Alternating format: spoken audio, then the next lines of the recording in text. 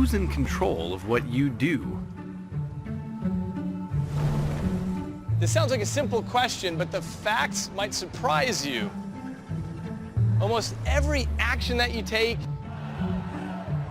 and every decision that you make and every belief that you hold, these are driven by parts of your brain that you have no access to. We call this hidden world the unconscious. And it runs much more of your life than you would ever imagine. In this film, I'm going to investigate the weird ways our brain secretly controls everything that we do.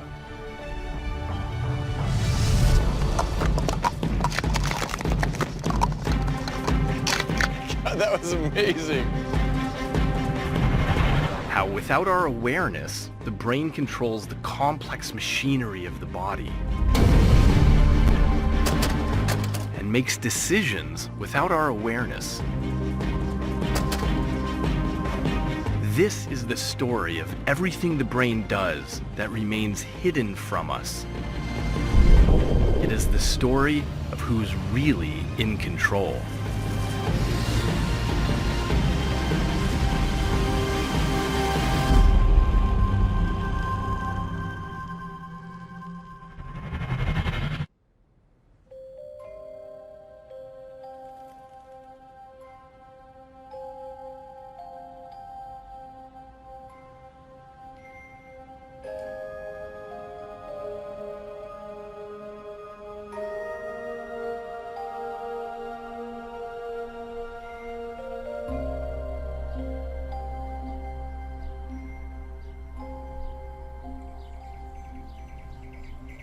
It's the first thing in the morning, and the streets here are almost completely silent. But all around me, one of the most remarkable events in the universe is taking place.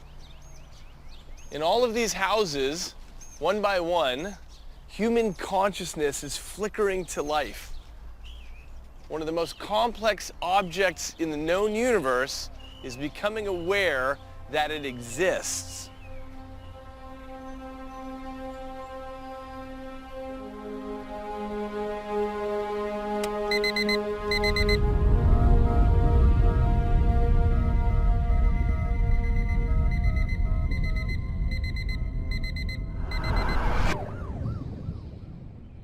This is the birth of you, and this little miracle happens every day. Waking up is the moment when our conscious brains come online, but it's also the beginning of a great deception.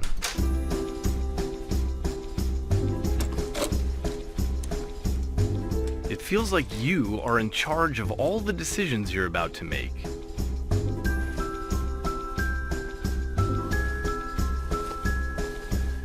Like you are running the show. But it's not quite that simple. Take a moment to think about what it is to be conscious. To be aware of the world around you. Thinking about what you're going to have for breakfast, or what you're going to do next. When you're consciously aware, it feels like that's all that's really going on inside your head. But here's the surprise. All of that conscious you makes up the smallest bit of the activity in your brain. The conscious you thinks it's the captain of the ship.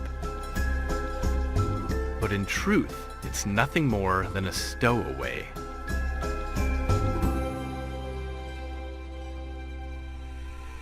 So what is all this hidden activity inside our heads? A large part of it is dedicated to something that most of us take for granted. Operating the body. Most of the actions we make, even those that seem intentional, are automatic and unconscious. We can see this very clearly in a situation that demands a fast response. I'm about to face a fastball from Matt over there on the mound. In order for me to hit the ball, there's a very complex series of processes that has to happen in my brain. He pitches at 92 miles an hour, so that doesn't give me very much time to hit the ball. Okay, ready?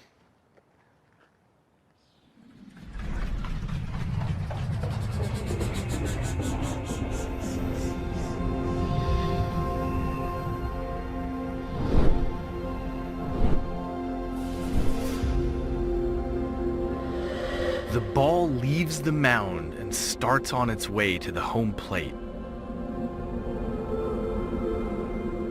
This journey of 60 feet 6 inches will take place in around 4/10 of a second.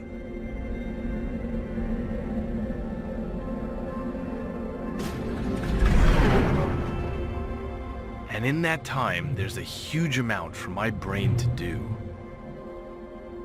The light from the baseball needs to hit my eye, work through the many miles of circuitry in my brain, and send signals to my muscles to swing the bat. This entire sequence unfolds in just a fraction of a second. But here's the surprise. My conscious awareness hasn't yet had time to register what's going on.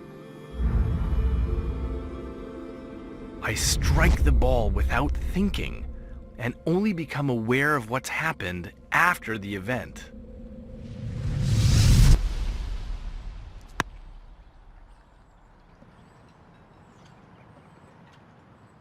By the time the conscious mind gets the information, it's already old news. And this is because the ball simply travels too fast for me to be consciously aware of its position. And this is not just true of baseball, but in all areas of our life. Every day behind the scenes, the unconscious parts of our brain are hard at work, helping us to accomplish even the most basic of tasks. Take drinking a coffee. It seems incredibly simple, but under the hood, our brains must unconsciously coordinate and make sense of trillions of electrical impulses.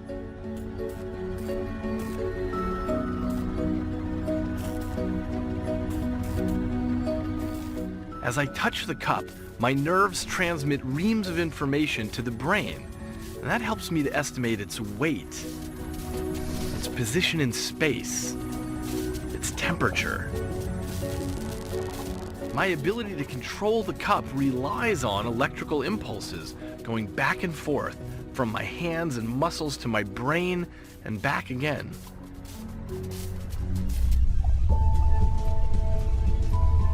Many of these signals will be sorted and processed in the cerebellum.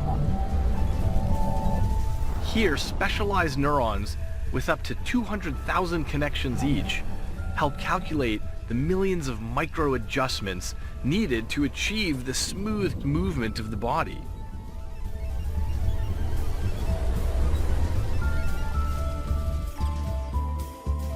And yet all of this remains completely hidden from me. I simply enjoy the experience of drinking my coffee. Every day as we move, hidden from view, our brains unconsciously process trillions upon trillions of calculations. This unconscious processing is what allows us to move with effortless grace through the world. It's a feat so remarkable that we have yet to build a machine that comes anywhere close to it.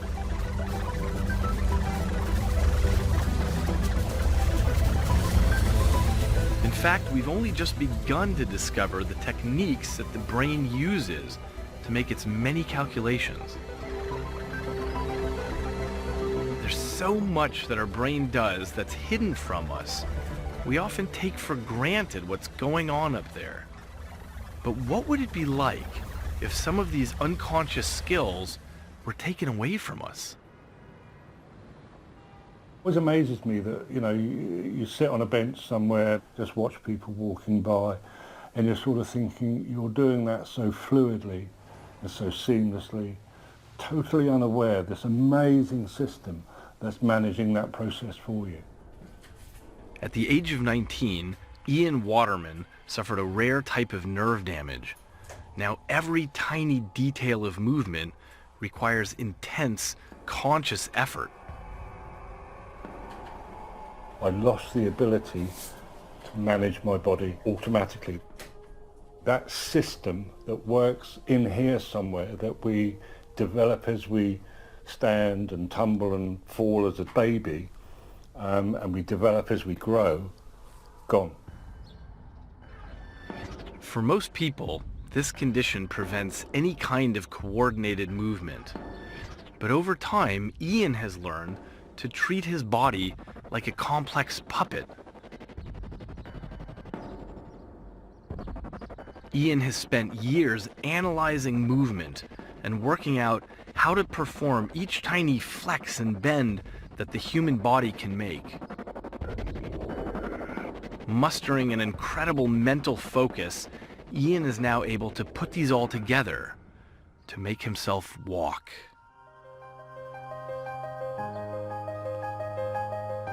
For Ian, walking is a monumental triumph of skill, dedication, and concentration. It's an amazing loss, and it's a significant cognitive effort to replace what comes automatically within us. It's an astounding facility that the body has to manage itself. You just don't know what it is until it goes.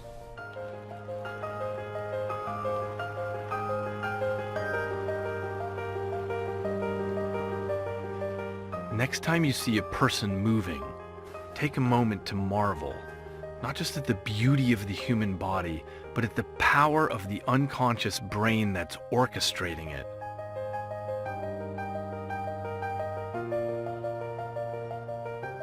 Our unconscious brain is capable of some truly remarkable feats. But why is so much of what we do buried out of reach?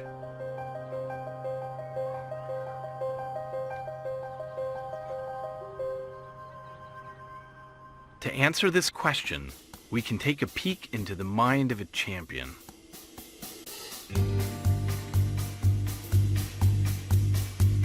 This is Austin Neighbor. He has set world records for cup stacking. Nothing you are about to see has been sped up in any way.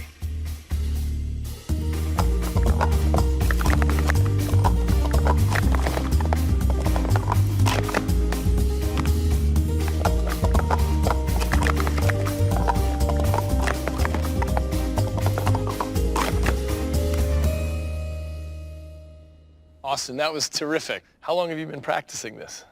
2 years and 10 months. And do you practice every day? Yep. How many hours? At least 3 or 4. And when you first started this, how fast could you do it? 2 minutes, 2.5 minutes. To do the same routine you were just doing? Yeah, the cycle. Okay, and how quickly can you do it now? 5 seconds. 5 seconds, wow, that's quite an improvement. So when you're doing that, are you thinking about what you're doing? Not really. You're just letting your hands do the work? Watching Austin stack cups, you might expect that his brain is working overtime. Having to coordinate these complex actions so quickly, it seems like his brain must be burning a lot of extra energy. God, that was amazing. But the real story is not quite that simple. To gain a better insight into what's happening here, we have to peek inside the brain. Austin, how does the cap feel on you? Good.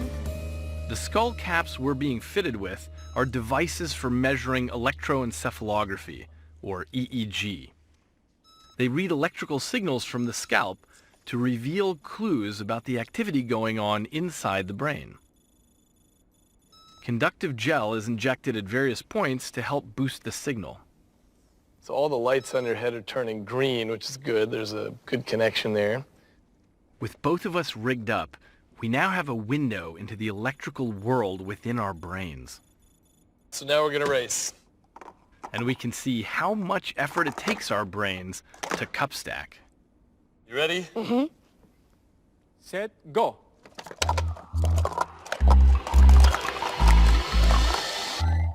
Looking at the EEG, we can see that my brain is working full tilt. My conscious mind is actively searching for ways to best perform this task and figuring out what to do next. It means there's a lot of electrical activity happening in my brain and a lot of energy being expended.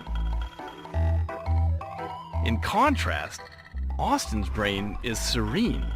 Despite the speed and complexity of what he's doing, his brain is in an almost rest-like state.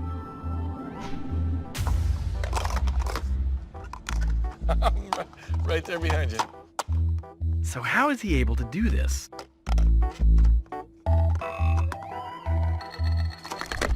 Austin's talent is a result of physical changes in his brain. During his years of practice, a specialized set of connections has been formed. He's carved the skill of cup stacking into the structure of his neurons. This allows Austin's brain to perform this task rapidly and efficiently.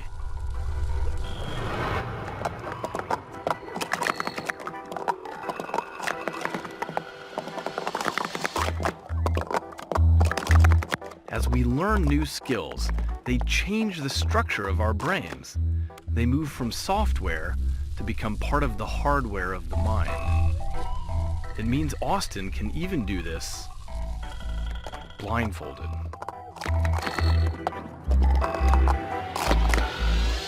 When we practice new skills, we physically hardwire them. Some people talk about this as muscle memory, but it doesn't have anything to do with our muscles. All the changes are orchestrated across the vast seas of our brain. It's not just about cup stacking. As we develop from childhood, we all begin to acquire these burnt-in circuits. Everything from walking to tying laces, typing to riding a bike. All these are skills that get hardwired into the structure of our brains, making them automatic and energy efficient. Despite the vast amount of information it processes, the human brain requires only as much energy as a 60-watt light bulb.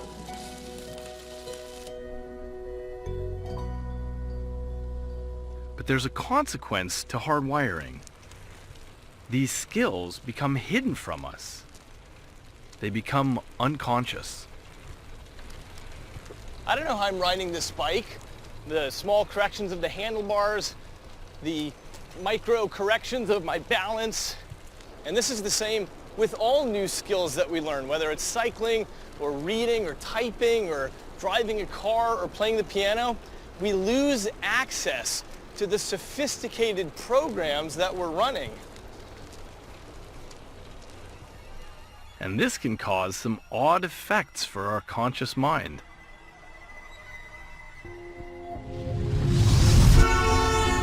Take the feeling commonly referred to as autopilot. Most of us will have experienced it while driving. You're cruising along, and suddenly you're halfway home, with no memory of how you got there. This sensation happens because the driving is being performed unconsciously and automatically. Brains can be trained to perform almost any skill automatically.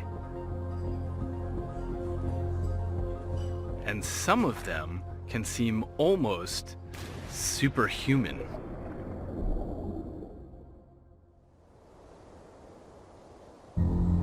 Through intense practice, the brain's ability to run on autopilot can be harnessed to achieve some extreme feats.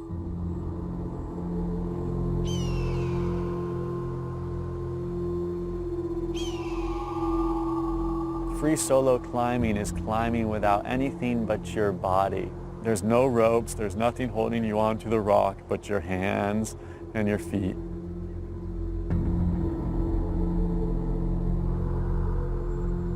This is Dean Potter. From the age of 12, he's dedicated his life to climbing. These years of practice have hardwired this incredible skill into the structure of his brain. But Dean's real challenge is to let these hardwired skills run without conscious interference. A moment's hesitation or stray thought could spell disaster. To stay alive, Dean has to give over complete control to his unconscious.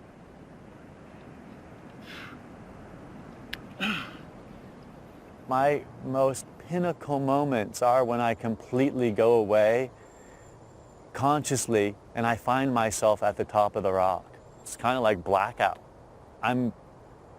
Don't know what happened, but I'm on the top of the rock. As Dean climbs, he enters what's known as a flow state. It's a form of brain activity experienced by different kinds of people, from meditation experts to elite athletes to professional musicians. It's sometimes referred to as the zone, and it arises during total immersion in a task. In flow states, the neural circuits are able to run without the conscious mind interfering. When Dean enters a flow state, he operates without distraction and without fear. My perception is heightened. What I'm seeing is much clearer. The particles of dust in the air in front of me, very subtle noises or things that happen very fast become slowed down. I'm no longer in my rational thought. I'm in my unconscious thought, where I'm just moving on the rock. I stop thinking about what I'm doing and I just do. Y'all have chatter when we're thinking of like all the things in life. Y'all walk around with all this weight on us, things we're worried about or things we're hopeful for, things that aren't like, really, they don't have to do with where we're at. And for me, danger eliminates all that. The reason I'm doing all these things isn't to climb the rock. The reason I'm doing it is to enter the heightened state. So it doesn't matter what I'm doing. If I can enter that heightened state, I'm happy.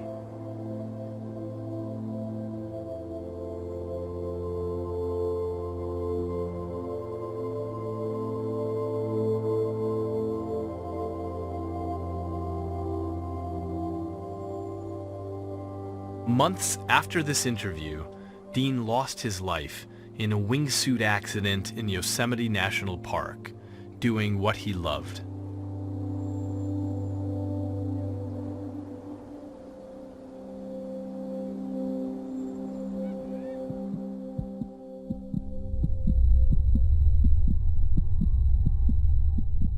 The hidden parts of the brain can take total control over our bodies.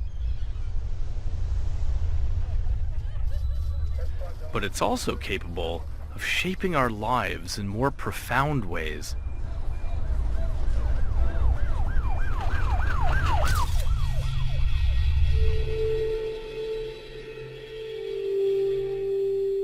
The man who would begin to uncover this revolutionized the way we think about who we are. His name was Sigmund Freud.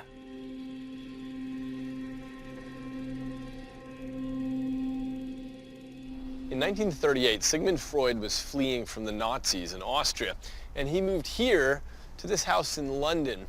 Freud was one of the 20th century's most influential thinkers, and that's because he ushered in a new way of thinking about why people behave the way they do. Freud's fascination with the brain had begun at medical school in Vienna, where he specialized in neurology. After graduation, he set up a private practice, treating patients with psychological disorders. Fascinated by what he saw, Freud soon began formulating radically new ideas about the unconscious mind. I discovered some important new facts about the unconscious Out of these findings grew a new science. Freud would become the founder of psychoanalysis, an approach that put the focus on understanding what's beneath conscious awareness. Ruth McCall is a psychoanalyst with a special interest in Freud's work. Before Freud, there was very little help. Freud pioneered a method of getting people just to talk, to try and get people to expose themselves through words. He would get people to lie on what he called a couch, and he sat behind them. Because when you break the linkage of eye-to-eye contact, people stop speaking to another person and they begin to speak a bit more to themselves. And that, we feel, leads to threads that have their end point in our unconscious. In an era before brain scans or powerful computer simulations, Freud's couch was his window into the world of the unconscious. Freud paid close attention to the information that was contained in slips of the tongue, and he hypothesized that all of this results from unconscious motivations. So by paying attention to what was poking above the surface, Freud felt that he could get a good sense of what was lurking below. Freud had seen that beneath the surface of each of us lies a swirling sea of hidden motivations and drives and desires.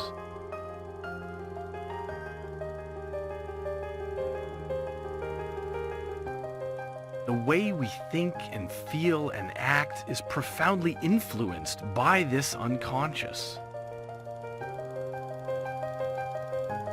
Freud would be just one of many explorers of this brave new world. As the 20th century progressed, many other scientists began designing experiments to shed light on the mysterious workings of the mind. They were trying to uncover how much control our consciousness really has. But what they were to discover would be far stranger than anyone imagined.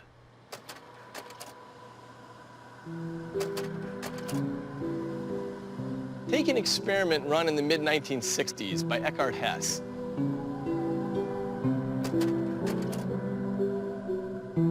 It was a simple experiment. He asked men to look at photographs of women's faces and make judgments about them.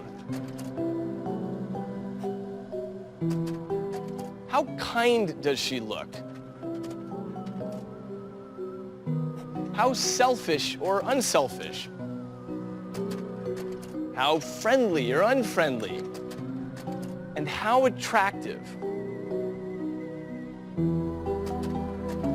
It seems like a straightforward enough task, but as is often the case with psychological experiments, there was a catch.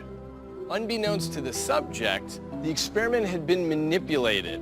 In half of the photographs, the women's eyes had been artificially dilated. So it was the same woman, but with different sized pupils. Dilated eyes are, among other things, a biological sign of sexual arousal. This was to drastically influence the choices that the men made, but without them being aware of it. It turns out that the men found the women with dilated eyes to be more attractive. Now here's the important part. None of the men explicitly noticed that there was a difference in the size of the pupils, and critically, none of the men knew that dilated eyes is a biological sign of sexual readiness.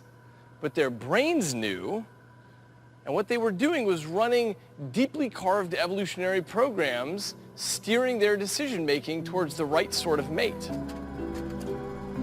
The subjects' brains were recognizing and analyzing tiny details in the pictures and acting on them.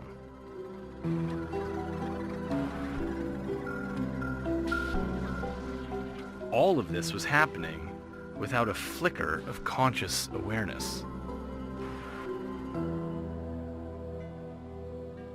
This kind of experiment reveals something fundamental about how brains operate.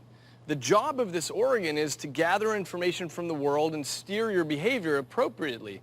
And it just doesn't matter whether your conscious awareness is involved in that or not. And most of the time, it's not. Most of the time, you're not aware of the decisions that are being made on your behalf. Hess's experiment is just the tip of the iceberg. Today, researchers have uncovered a whole range of scenarios in which our unconscious brains make decisions or change our behavior without us realizing what's happening. Here are just a few of the stranger ones. If you're holding a warm cup of coffee, you'll describe your relationship with your mother as closer than if you're holding an iced coffee. When you're in a foul-smelling environment, you make harsher moral decisions. If you happen to find yourself sitting next to some hand sanitizer, that shifts your political opinions a little bit more towards the conservative side, presumably because it reminds your brain about outside threats. Every day we're influenced in countless ways by the world around us, and most of this flies completely under the radar of our conscious awareness. Totally hidden from us, the unconscious brain is continually reacting to the outside world and making decisions on our behalf. So all this might leave you wondering, why aren't we just unconscious beings? What exactly is the point of consciousness? Well, we can gather the first clue by looking at what happens when we encounter something unexpected.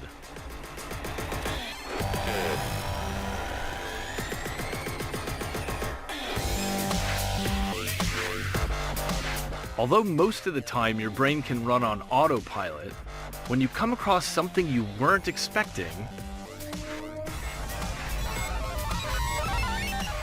your conscious mind is called into action.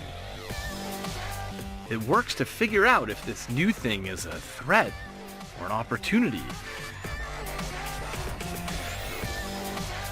This is one of the jobs of consciousness, to assess what's going on, to make sense of the situation.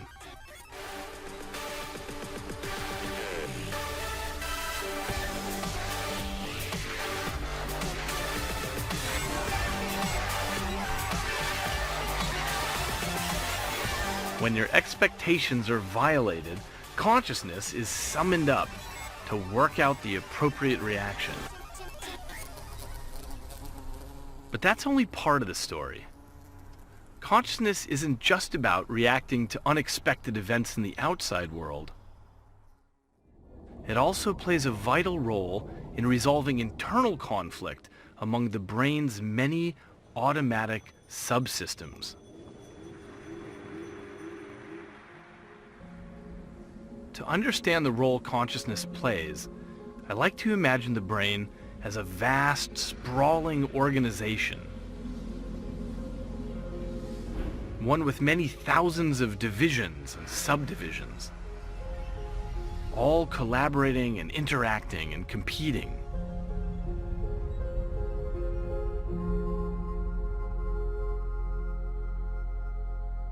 I think of consciousness like the CEO of a large corporation. When a company is small, it doesn't need a CEO. But once an organization reaches sufficient size and complexity, then it needs someone to rise above the daily details and take the long view. Within the brain, there are thousands of automated departments, each working on its own task.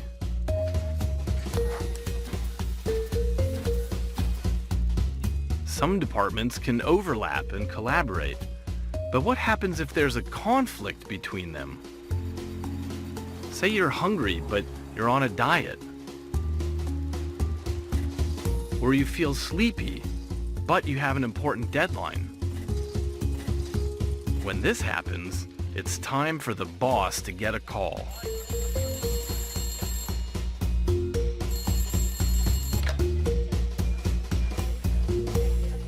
In the event of an internal conflict, your conscious mind tries to work out what's best and make an executive decision. Consciousness is the arbiter of conflicting motivations in the brain. It has a unique vantage point, one that no other part of the brain has access to. Think of consciousness as a way for trillions of cells to see themselves as a unified whole. It's a way for a complex system to hold up a mirror to itself.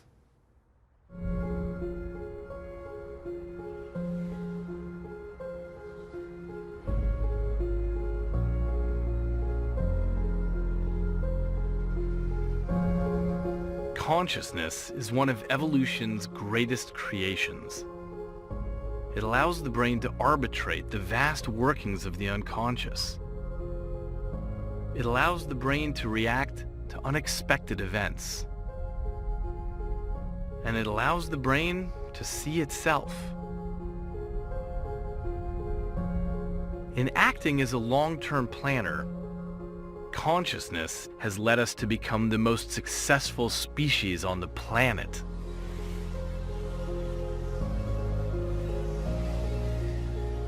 But what happens if consciousness goes offline? If the unconscious parts of our brain are given complete control of our actions? In Toronto in 1987, a 23-year-old man named Ken Parks would find out. The incident began when he fell asleep in front of his television. He went to sleep and he woke up maybe perhaps an hour later. Well, no, I shouldn't say he woke up. He got up. Big difference. He left the house with his keys, did not lock the door, which he normally does. Got into his car. He drove 23 or 24 kilometers. Made 4 right-hand turns.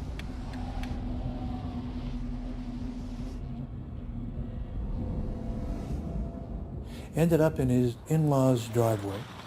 Entered through the basement where they slept. Strangled his father-in-law, not to the point of death, but strangled him to the point where he was immobile.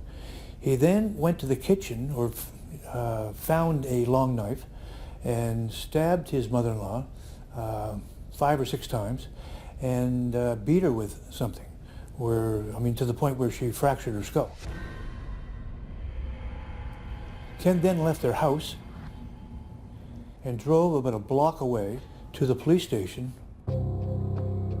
walked in, hands bleeding, and he went over to someone who came to his assistance and said, "I think I've just killed somebody." To most people, Ken's guilt seemed obvious, but he appeared to have no memory of what had happened or how. Ken was lying in a bed with his hands completely bandaged and was bewildered. That's the way to describe him. Completely bewildered, lost, unable to understand what had happened, why it had happened, and some part of him wanted to ask the question, who did it? Ken had a good relationship with his in-laws, and everyone agreed he had no motive for the crime. Marlis began to suspect that something must have gone wrong in Ken's brain, and she assembled a team of experts to help figure out what. They soon began to suspect the events might be connected to Ken's sleep. In prison, Ken was visited by sleep expert Dr. Roger Broughton. His findings were to prove a revelation. They wired him up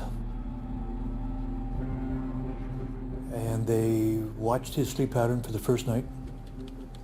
And then the second night, they woke him up occasionally to see how fast he would go back to sleep.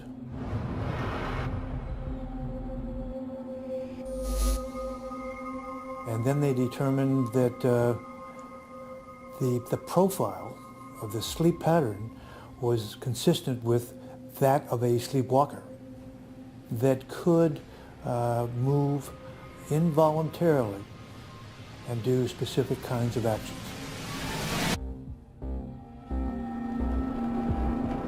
As the team began investigating, they found sleep disorders of all kinds throughout Ken's extended family. With no motive, no way to fake his sleep results, and such extensive family history of sleep problems, Ken was acquitted of the murder charge. The verdict was stunning. It was a moral vindication for Ken. It wasn't that he didn't do it, but there was no fault associated with it. He didn't wish it to happen. He didn't will it to happen. There was nothing he could do to stop it. It was completely outside of his control. The judge leaned down and said, "Mr. Parks, you're free to go." Opened the door and walked out with me.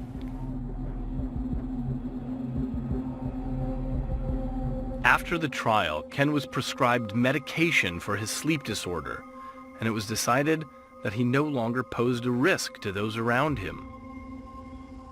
The case illustrates that people can carry out extreme and sophisticated behaviors with no conscious awareness.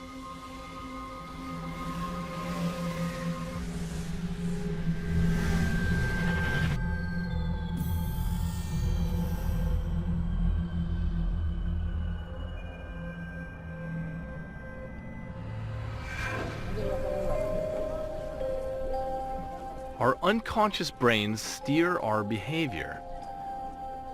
But how do our brains come to be the way they are? Why are there differences between us, making you and me behave differently when faced with the same choices? To answer this, we need to look one level deeper to how our brains get built. And that begins with our genes. The genes you come to the table with can have an enormous influence on your behavior. Consider this. About half of the population carries a particular set of genes. And if you have these, your chances of committing a violent crime go up by 882%. The overwhelming majority of prisoners carry these genes, as does almost everyone on death row. So we can't presume that everyone is coming to the table equally equipped in terms of drives and behaviors. By the way, we summarize this set of genes as the Y chromosome. If you're a carrier, we call you a male. Obviously, your gender is determined by your genes, but from there, how your DNA relates to your behavior becomes a little more complex. Because although you come to the table with a fixed pattern of DNA, not every one of your genes will get the chance to play a part. Genetics is only part of the story of who you become, because which of your genes express and when, this is influenced by the details of your environment. So the family that you're born into, and the neighborhood, and the culture you find yourself in, all of these interact with your genetics, and this sends brains off on very different life trajectories. The activity of our billions of neurons is shaped by the internal and external world. Both our genetics and our environment collaborate to build our brains and thereby steer our behavior. Put the same infant brain in a different time or place, and it will mold to fit that setting. Culture, ideas, belief systems, all these variables in our environment interact with our genes to physically change the structure of our brains. And this in turn defines who we have the chance to become. our freedom is constrained by the world we happen to drop into. When you look at the brain this way, it seems clear that we're not the ones steering our own lives, at least not nearly as much as we'd like to believe.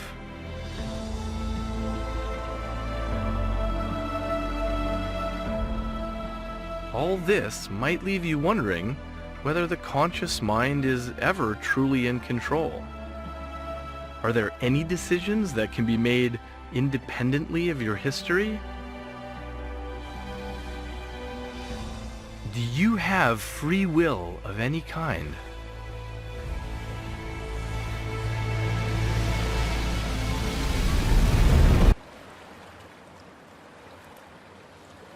It's a question philosophers and scientists have grappled with for centuries, but in the last few years, a small number of neuroscience studies have begun making inroads into the problem. We generally think that when we choose to do something, that there must be some activity in the brain that has to do with that thing of choosing. But it appears that nothing in what we can record in brain activity clearly points to something in the brain ascribed to this thing of choice, of free will. The mystery of free will has intrigued many neuroscientists, but Alvaro and his team would be the first to explore it using a technique known as transcranial magnetic stimulation, or TMS.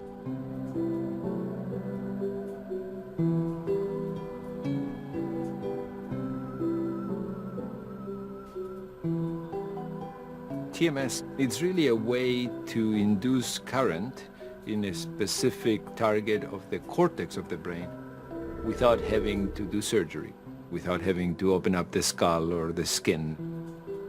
TMS can be used to initiate involuntary movement. This would lead Alvaro to design a simple experiment to explore free will. What we want you to do is look at that computer screen. When participants saw a red light on screen, they had to decide which hand they were going to move, but not actually make the movement. When the light turned yellow, they were given a burst of TMS. When the light went green, they simply had to move the hand that they had chosen. Alvaro found that by targeting certain areas of the brain with TMS, he could make participants change their mind.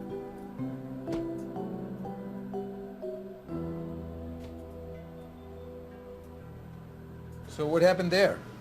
I seem to have planned to move my right, but then at the last second, I changed my mind. I'm not sure why. This is the TMS response. You see a little pause, and then this squiggly line is the voluntary movement. It was clear that TMS was causing the participants' movements.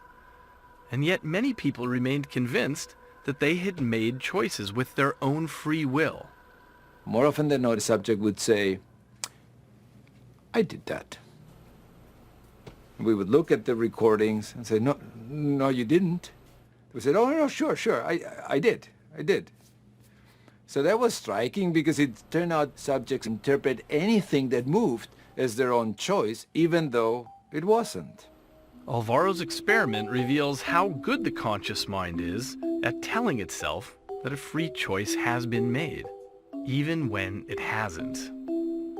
Demonstrations like these are tantalizing, but the truth is, science has yet to devise a conclusive experiment that proves or disproves the existence of free will. It may be that our science is just too young to know how to look for it. Or it might turn out that free will is simply an illusion. But if we really don't have it at all, what would that mean for our lives? What if there is no free will? What if we're just systems that move from one state to the next in a completely predictable manner? A life that's totally predictable like that wouldn't really be worth living out, would it? But the good news is this. In practice, predictability is impossible. Let me show you what I mean with a simple ping pong ball. As the ball enters the box, it's possible to predict very accurately where it's going to land. But as it begins to trigger other balls, things start to become more complex.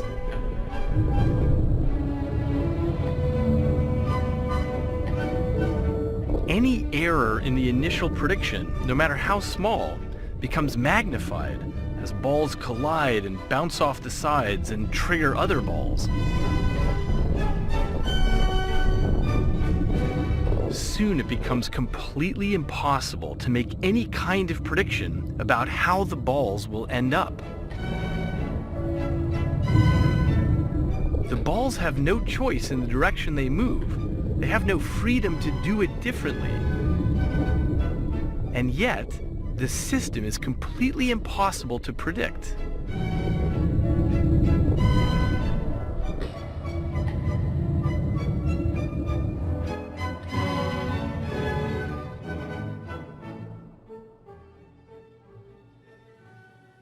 Your thoughts and your feelings and your decisions, all of these emerge from the innumerable ongoing interactions in your brain. This box has 150 ping pong balls in it, but your brain has billions of times more interactions than that every second. And for your whole life, it never stops. What's more, each individual brain is embedded in a world of other people's brains. The neurons of every human on the planet fire and interact and influence each other, creating a system of unimaginable complexity. This means that even though brains follow predictable rules, in practice, it will always be impossible to know exactly where any of us are going.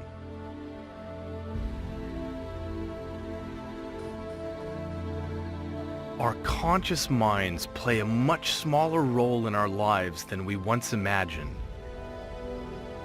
Everything from what we do to who we are is orchestrated by the unconscious brain.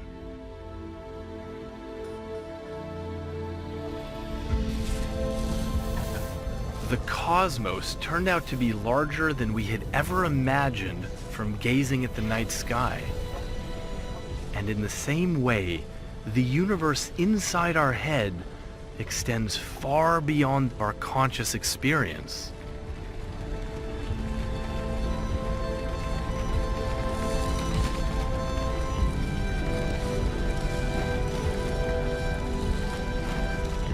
Today, we're getting the first glimpses of the vastness of this inner space.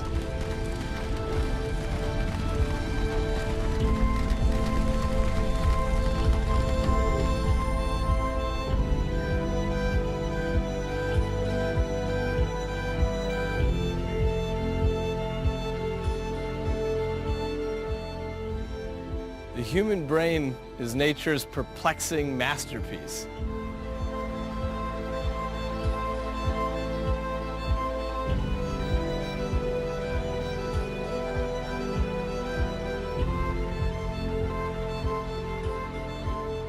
It's the most wondrous thing we've discovered in the universe, and it's us.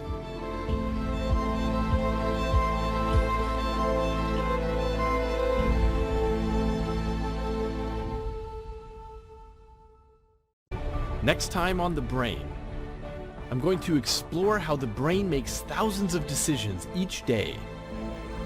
From how we perceive the world. Blue. Green.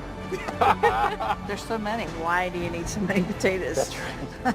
My chest is all tight thinking about all this. To who we fall in love with. And I'll show how we can learn to make choices that bring us closer to who we would like to be.